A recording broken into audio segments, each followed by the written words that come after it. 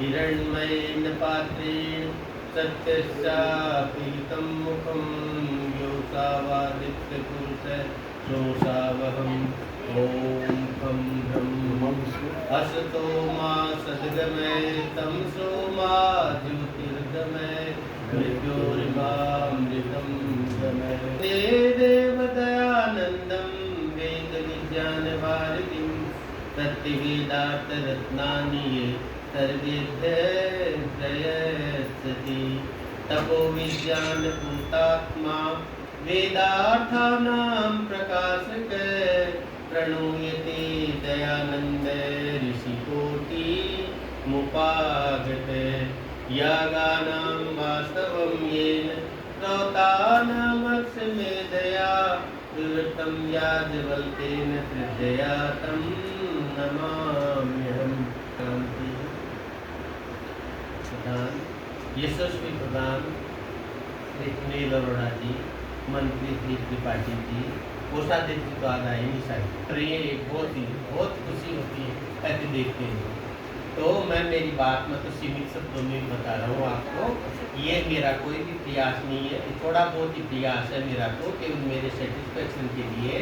बाकी सारी चीज़ें विद्वानों की है, मेरा इसमें कुछ नहीं है। सबसे पहले तो परमपिता परमात्मा की कृपा रही, सहयोगी रहे हमारे अरोड़ा जी, बहुत ही ज़्यादा सही।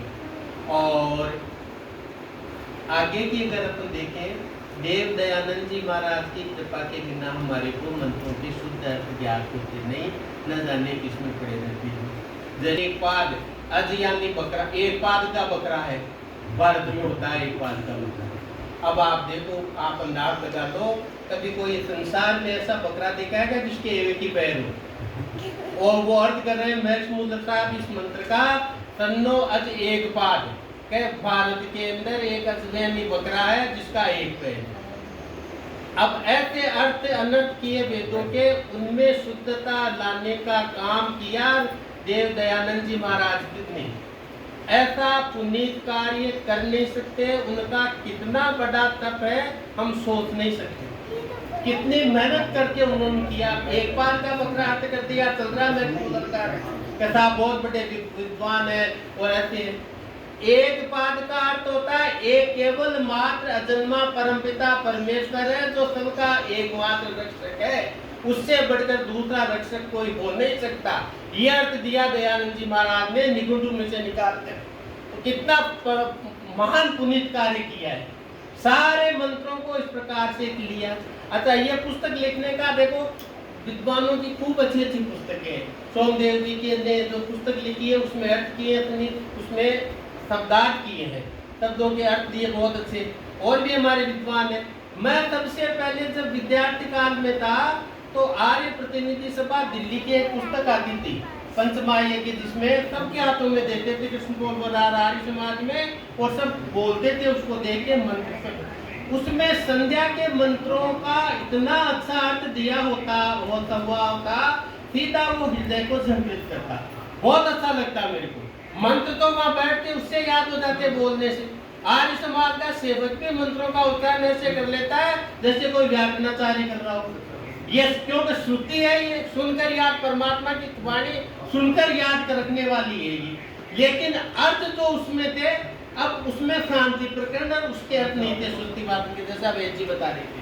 अब मेरी भी इच्छा ये थी कि ऐसे ही जो संध्या के मंत्रों का अर्थ है स्तुति, प्रार्थना, उपासना परक अर्थ है वहाँ पर, ये भौतिक अर्थ वाली नहीं है, व्यवहारिक अर्थ में उन्होंने दिया है, तो उसी रूप से इसको लिखा जाए। तो पहले तो शब्दार्थ देके, फिर भावार्थ देके, फिर इसका भावार्थ उसी प्रकार से रखा है। स्तुति भी है परमात्मा की, प्रार्थना भी है और उपासना है। उस परक अर्थ भी इसके अंतर्गत लिखे हुए हैं। जो भी मैं यहाँ मंत्र बोलता हूँ, हमारे अरोड़ा साहब कह रहे थे एक बार, डॉक्टर साहब आप मंत्र बोलते हो इंद्रवर्धन तो क्या अर्थ है, इसमें लिखा हुआ है। सब मंत्रों के अर्थ इसमें लिखे हुए हैं, सब मंत्रों के पते लिखे हुए हैं, कौन सा मंत्र किस वेद का किस संख्या का है ये भी लिखा हुआ है। और जो ये तो अपन आप लोग विद्वान है, विदुषी है, हमारी माताएं बहनें, उनके लिए तो कोई विशेष बात नहीं है, ये तो सब में ये सामान्यता है। लेकिन ऐसा कोई व्यक्ति जो बिल्कुल अनभिज्ञ है उसके लिए ये लाभदायक सिद्ध हो सकती है। जैसे कह देते हैं भाई देखो स्वस्ति वाचन शांतिकरण है, क्या अर्थ है? कल्याणकारी वस्तुएं हो जो भी परमात्मा ने हमारे लिए दी है उसके लिए हम वाचन करते हैं, परमात्मा की स्तुति प्रार्थना उपासना स्वस्ति वाचन के रूप में। और अशांत वातावरण को शांति प्रदान करने के लिए शांतिकरण के मंत्रों का पाठ करते हैं। तो आप मंत्रों का पाठ करो, लेकिन अगर मंत्र पढ़ना शुद्धता से नहीं आए, कई लोग कहते हैं हमें तो संस्कृत शुद्ध पढ़ना नहीं आती है, जब पढ़ेंगे तो पाप लगेगा। तो भाई पाप लगने जैसी बात नहीं है, हिंदी में पढ़ लो। हिंदी के पाठ पढ़ेंगे, जैसे प्रतिकूल कोई परिस्थिति आ गई, वो स्वस्ति वाचन के मंत्रों को जो 31 मंत्र है उनका पाठ कर लिया हिंदी में, तो भी कितना अच्छा लगेगा। इसी प्रकार से जैसे मान लो अशांत वातावरण है, मन में अशांति है, आप करके देख लेना, निश्चित रूप से इसका प्रभाव पड़ता है। शांतिकरण के मंत्रों का पाठ करके उनके अर्थों का जो इसमें दिया हुआ उस प्रकार से कर लेंगे तो बड़ी शांति मिलती है मन में। इसी प्रकार से हवन अपन कर लिया, 5 आहुतियां दे दी। हमारी माताएं बहनें तो विशेष रूप से, क्योंकि हमारे संस्कार बने हुए हैं भौतिकता के, भौतिक जो चीजें होती है उनमें तो बहुत अच्छी लगती है, अंदर की तरफ जाने की बात महर्षि याज्ञवल्क्य ने की थी। उन्होंने जो अर्थ दिया है वो बहुत ही सटीक और वैज्ञानिक, परम वैज्ञानिक रूप से दिए हैं। उन्होंने परमात्मा को परम वैज्ञानिक मानते हुए वो अर्थ दिए। जैसे अयंत इदमात्मा जात वेद से 5 आहुतियां देते, अब दे तो देते, लेकिन अर्थ क्या, कितना सुंदर अर्थ है। हे परमपिता परमात्मा मेरी आत्मा में प्रदीप्त हुआ, जिससे मैं कल्याण मार्ग में आगे बढ़ूं। हमें तू आज्ञाकारी पुत्र पौत्र सेवकादि प्रजा से प्रतिष्ठित कर, गो आदि पशुओं दूध घी अन्न आदि खाद्य पदार्थों से समृद्ध कर। यह आहुति परमपिता परमात्मा के लिए है, मेरे लिए नहीं। अब सब कुछ मांग लिया, इसके अंदर सातों चीजें मांग ली, सब कुछ इसमें मांग लिया। ऐसी 5 बार हम अगर आहुतियां देते हैं, ये अर्थ हमारे अंदर रहता है तो श्रद्धा स्वतः ही उत्पन्न हो जाएगी। अब हमारे ज्यादातर ध्यान किसमें रहता है? एक तो ये रहता है कि जैसे वो हमारी माताएं बहनें जो करवा चौथ का व्रत करती है या गणगौर का करती है या और कोई करती है, ये तो ये बिंदिया लगाना, टीके लगाना, स्वस्तिक मारना और जो चीजें होती है वो भारी, उसी हिसाब से हमें हमारे यहाँ पर भी है। हम संविधाएं अर्पित करते हैं हवन कुंड के अंदर, तो उनमें भी ये इच्छा रहती है कि मैं मेरे हाथ से करूँ इसको। एक संविधा रखेंगे, दूसरी संविधा रखेंगे, तीसरा, और सामग्री की ये रहती है कि बस कुंड में डाले, ज्यादा से ज्यादा डालें। मैं आर्य समाज में उषा माता किसान जी है, वो कहते हैं कि डॉक्टर साहब इनको समझा के जाओ, इतनी सारी आहुतियां डाल देती है अंदर के, जैसे सारा लाभ भी लेना है, तो वह हवन भी की अग्नि भी बुझ जाती है कई बार। तो उसमें हवन कुंड तो पड़ जाता है छोटा, सामग्री हो जाती है ज्यादा, और संविधा भी नहीं लगती, बिल्कुल धुआं होता है। तो वो नहीं, वो केवल भारी काम है, ऋषियों का बताया हुआ भारी काम भी लाभदायक है, क्योंकि वातावरण की शुद्धि करता है, सुगंध फैलाता है। लेकिन आंतरिक कार्य तो अंदर वाला है, ये बाहर हम बैठे हैं ये यज्ञ करने के लिए, जो ये हमारे प्रतिनिधि है।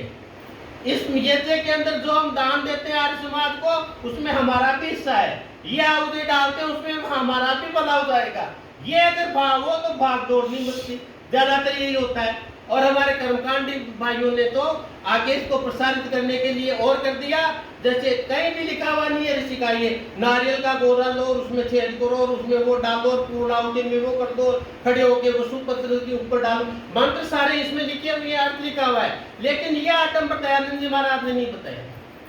दयानंद जी महाराज ने तो सीधी बात ये बताई थी, आत्मा का मिलन परमात्मा से हो जाए मंत्र विचार पूर्वक, ये मुख्य है। दूसरी बातें गौण है, क्योंकि कल्याणकारी यही भाव है। दूसरी बातें हम करते हैं, अब आजकल तो ये देखता हूँ मैं तो कई बार उसमें यूट्यूब के ऊपर फेरों के अंदर भी भजन गाने चल रहे, भजन गानों के ऊपर जोड़ के और ऐसे आहुतियां देते हैं। अब कहा इस प्रकार का कौन समझेगा शादी के उद्देश्य को, वो तो बस उसमें लय में रहते हैं और लोग नाचते। देखो आपका की बात, नाचना प्रमुख हो गया, अर्थ और उसका चिंतन गौण हो गया। इसलिए इसके अंतर्गत मेरा तो ज्यादातर जो लिखने का अभिप्राय यही था, जितने भी हमारे मंत्र हम बोलते हैं इसमें, उनका सबका हमारे को अर्थ मालूम हो। दयानंद जी महाराज ने कहा, मंत्र का अगर अर्थ नहीं आता तो ऐसी गऊ पालते हैं जो दूध नहीं देती, ऐसा पेड़ लगाते हैं जो कभी फल नहीं देता। अर्थपूर्वक वो कह रहे हैं, संध्या भी करो मंत्रों की तो अर्थपूर्वक, ओम का अर्थ भी करो तो अर्थ चिंतन करो, जाप करो तो अर्थपूर्वक। एक देखो सबसे बड़ी विशेष बात बताई, यह हमारे राजस्थान के अंदर कालूराम जी महात्मा हुए, बहुत अच्छे विद्वान थे, वो शेखावाटी के थे। उन्होंने दयानंद जी महाराज से पत्र लिख के पूछा कि महाराज कई लोग तो सत्यवाचन शांति प्रकरणों में केवल एक बार ओम लगाते हैं, सब मंत्रों में नहीं लगाते, पहले सब ओम लगा के हम मंत्रों में का पाठ करते थे। दयानंद जी महाराज ने खुद का उनको पत्र लिख के दिया कि प्रत्येक मंत्र के पहले ओम लगाएं, परमात्मा सर्वोपरि है, उसी को मान के लिखे। और जो कॉपी जो दिया उसकी कॉपी मैंने इनके पास भी भेजी थी, अरोड़ा साहब के पास भी। देखो ये लिखा है, प्रत्येक मंत्र के पहले ओम लगाएं, ओम लगा के मंत्र का वाचन करें, आहुति दें चाहे जाप करें, ओम सबसे पहले लगाएं।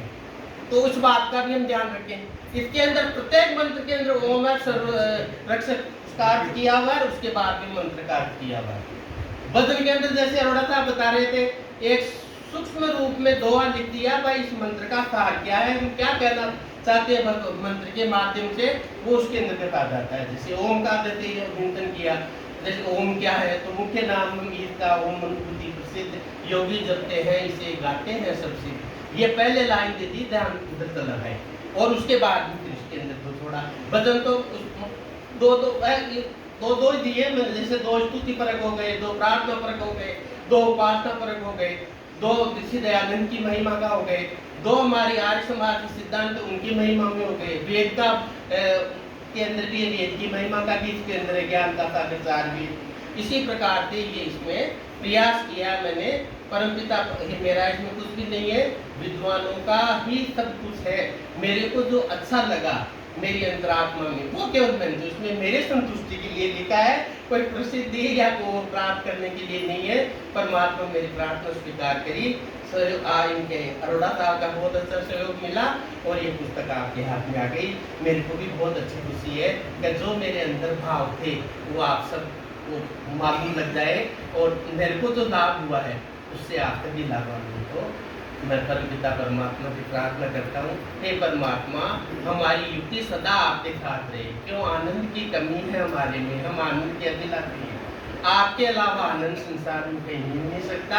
हम आपसे उसी आनंद की प्राप्ति की प्रार्थना करते हैं, उपासना करते हैं, स्तुति करते हैं। इन्हीं शब्दों के साथ ओम शांति।